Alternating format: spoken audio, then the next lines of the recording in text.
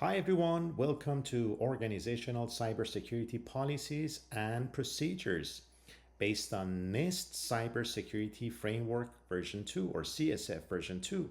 This is another V-Series slide or presentation that I would like to give it to you and add value to the understanding of what the organization, why do we need organizational cybersecurity policies and procedures?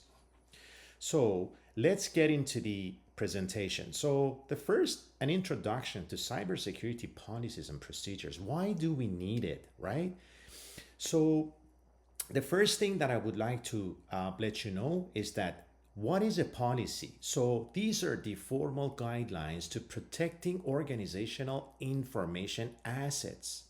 That means every single organization nowadays, because it's an information technology era, wants to just protect the information. There are lots of rules and regulations and penalties around losing the information or compromise of users or customers' data.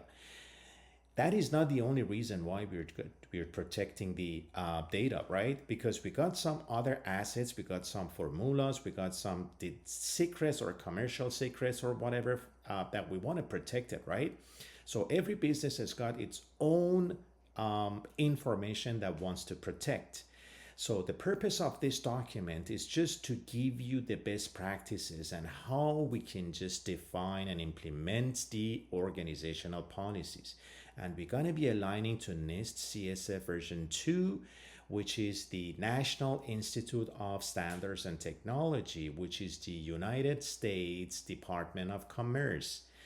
And the reason why we're just aligning with NIST is because of the fact that NIST is very comprehensive. It's defined based on the fact that it has to be risk-based. That means it prioritizes the assets based on the level of risks and impact to the organization. So let's say when you're just running like an e-commerce site, the front end, the application, having the site up and running is something that is of a high importance to your business. But there are some other components or there are some other aspects to that business, which is the, let's say, database or other components that this website is relying on, and they have to be up and ready. So that, dependencies, they are very important as well. They're backend systems, right? They're logistics, they're just the procedures, they're whatever you're doing in the back to make sure that the merchandises are delivered properly to the clients, customers, or whoever you're delivering, right? That's another thing. So, but maybe the impact of having transportation one day off is not as high as the website being down for a day. That is a high impact. So you prioritize. You just put more focus, energy, and even money on where it most matters most, right? So this is industry agnostic. That means it's not specifically designed for like military or for commercial.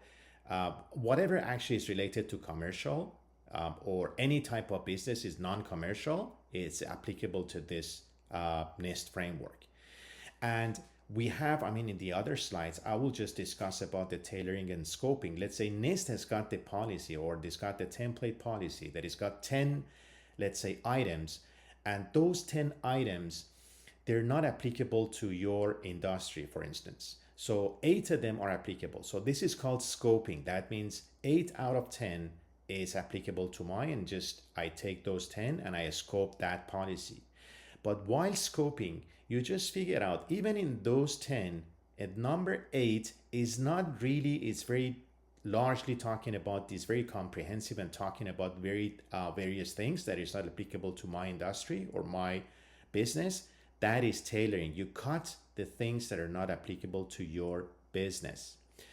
So this NIST is in alignment with standards like ISO and COBIT. Those are more technical standards. They're just deeply IT or information technology and technical. That's why many people, they would rather not to use them, because of the fact that the management level, or the one that are not deeply technical, they may not understand it. And so the NIST has got improved communication. That means the dialogue between the technical and not non-technical is more easy, and this is more you got more acceptance with this excuse me, approach. There is a continuous improvement as well in the NIST, that it ensures that the whole life cycle is not just definition of the policies and leave it alone, right? You make sure it's been taken care properly, and you have the performance indicators that you just take a look and make sure you can measure the effectiveness of those policies that are implemented in your environment. So, overview of NIST CSF, or Cybersecurity Framework version 2. There are core functions: govern, identify, protect, detect, respond, and recover. This is the whole life cycle of the core functions.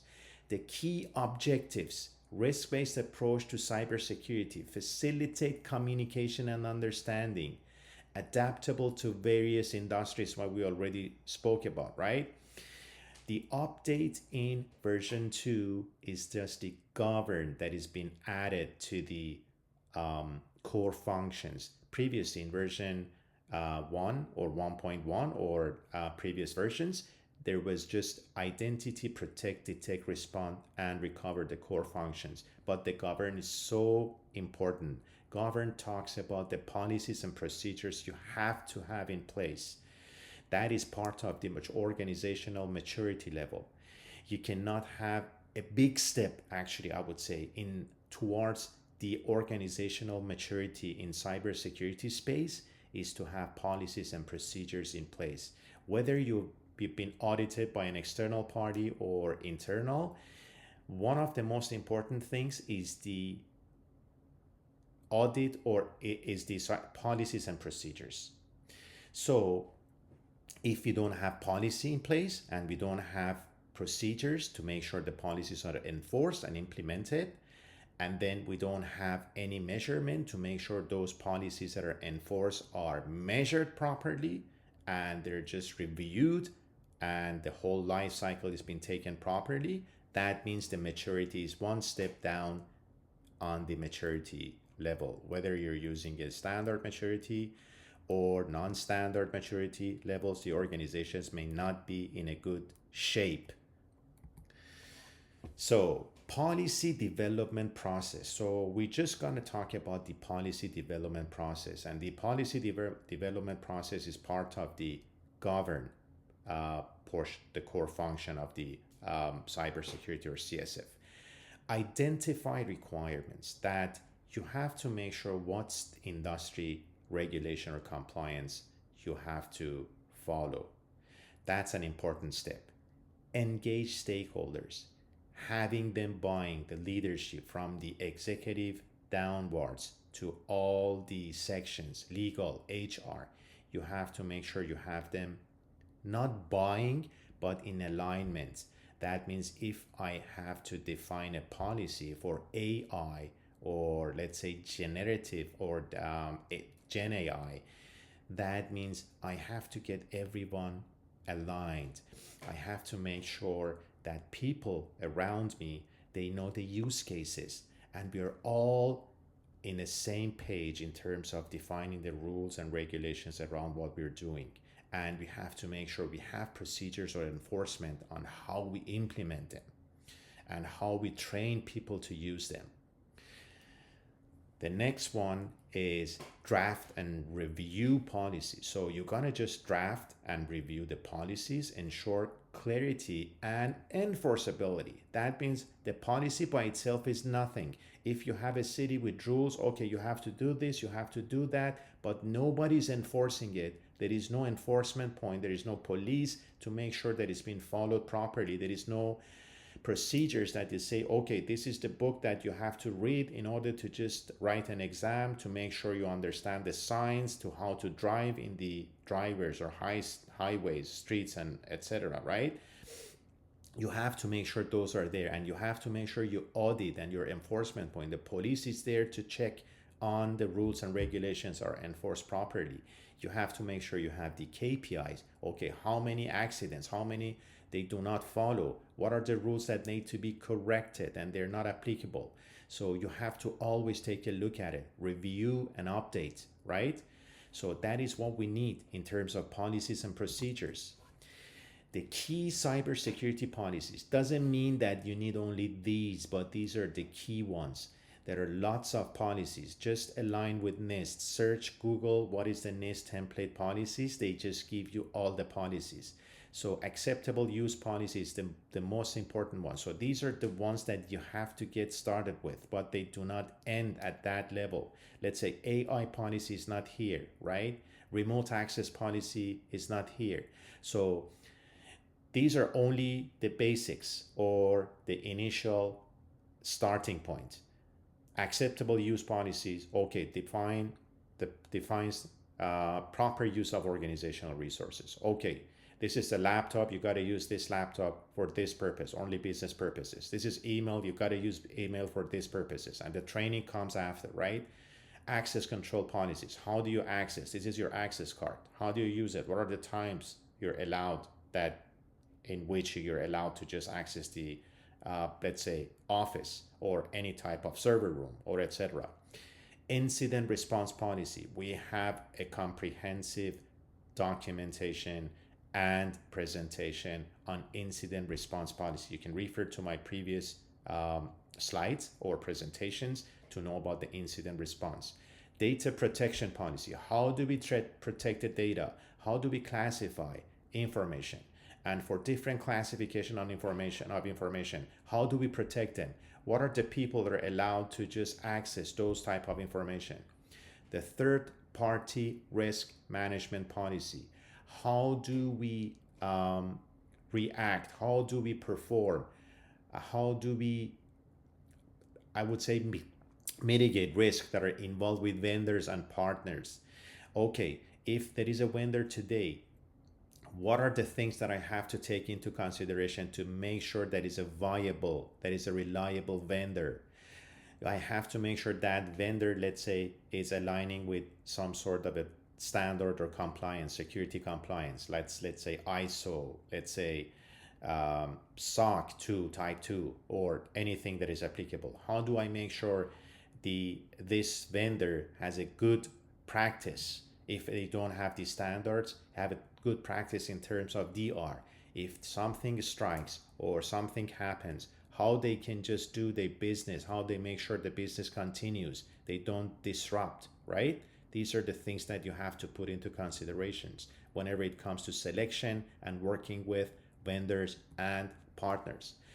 So alignment with NIST core functions or CSF functions: govern, establish, and communicate policies, roles, responsibilities, identify asset management, risk management, supply chain management, protect them, access controls, training, data, security measures, detect, continuous monitoring, anomaly detection, logging, respond, incident handling, communication plans, legal coordination. I'm just reading from the slide.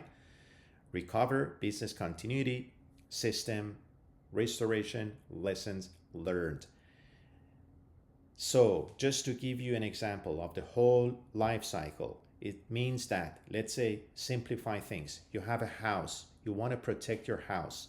There are some rules that you just put around your house. Okay, if someone enters my property, which is that level of that sidewalk, I get alerted and I know someone is coming to my house. It may or may not be an intrusion, right?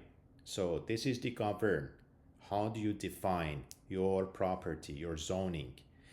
And how do you protect it? Do you have like a sign, prohibitive sign, or do you have a deterrent sign, or do you have like any type of camera that you want to put to detect what is going on, right? So these are the rules. I want to detect something. So you put policies, you write them down somewhere in your mind probably, then you identify what are the things that I have to protect, right? So What are the things you have to protect? All the households, all your family, right? Whoever is in the house. And then protect. What are the measures that you put to protect your house from someone to entering your house? You have a door, of course. In that door, if that door might be, a metal door, it could be a fire door, whatever it is, it's some sort of a protection. So you protect with a door. And after the door, you detect. That means you don't detect before someone enters your door, because it might be a false alarm, right? It might be a courier that is delivering something to you. It may not be an intrusion, but there is an intrusion if someone breaks into your house from that door or windows. That's where you detect. So first you protect. You put a door to protect your house. You put windows. You put whatever you do. And then you detect. If someone enters without permission, you have to detect it with cameras, with sensors, with motion detectors. And then you respond. So what is the respond? That means an alarm would start going off, right? And then call police station or whatever, legal coordination, whatever you do, recover, and then business continuity, system restorations, lessons learned after the fact that whatever is done or you detected, how do you make sure everything is back to normal, or you can just use that house, or you can just do whatever you do? These are the things that you think about beforehand and to protect your asset, whether those are information or any type of assets. So procedures to enforce policies. Now you define the policies or whatever type of policies. You negotiated with these stakeholders. You get everyone aligned. Now you want to just enforce the policies. So there are different roles, and you have to make sure the executives, they can prioritize the assets. And then there is a dedicated team, committee, cybersecurity committee or officer that is responsible or is in charge to make sure those are enforced. You got the performance metrics to make sure the enforced policies are effective, and you have the compliance audits. That means you have to regularly audit the policies that are implemented to make sure they're just aligning with all the defined policies and procedures. So some few challenges and solutions probably may help. Let's say challenge, keeping up with evolving threats.